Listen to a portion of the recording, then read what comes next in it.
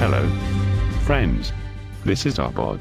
Here I am back in one of my favorite places, the Alaskan tundra. I like it because it is the physical representation for the metaphorical representation of my love life, but I digress. Did you know that the word tundra comes from the language they speak in Finland? It is the Finnish language.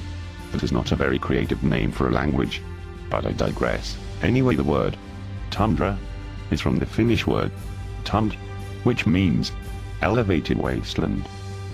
Funny. That really is not very creative either. Oh well, I do not want to belabor the point, for all levity is good for the soul of wit is brevity. Wow! What was that? Must be some more of a satellite disaster. Did you hear about that? Last week 2 satellites collided and exploded in a big ball of silent fire. They say the chance of that happening are low, but it happened. I am rather surprised. People use these systems to transmit data, phone calls and TV.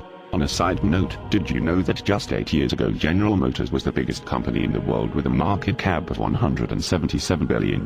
They and EchoStar made a fortune off selling naughty films to consumers, but I think they stopped selling that stuff so they could focus on their core business of selling millions of cars that everyone wants to buy. I wonder how that is working out for them. But I digress. Normally space cars track trajectories with basic Newtonian astrophysics and can predict collisions, or as I like to call them, suboptimal Symo-Locationing. A viewer named Patricia asked about this stuff, so I will explain how it all works.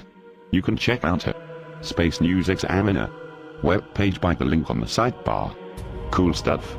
Normally when a collision is predicted, they can move one of the satellites. The trick is to perform what they call a Hohmann transfer. To do this kind of transfer, you need to do a dual thrust. The first thrust moves the satellite out of the existing orbit, and the second thrust establishes a stable terminal orbit. This recent collision is a real mess. Now there are tens of thousands of pieces of space junk floating out there.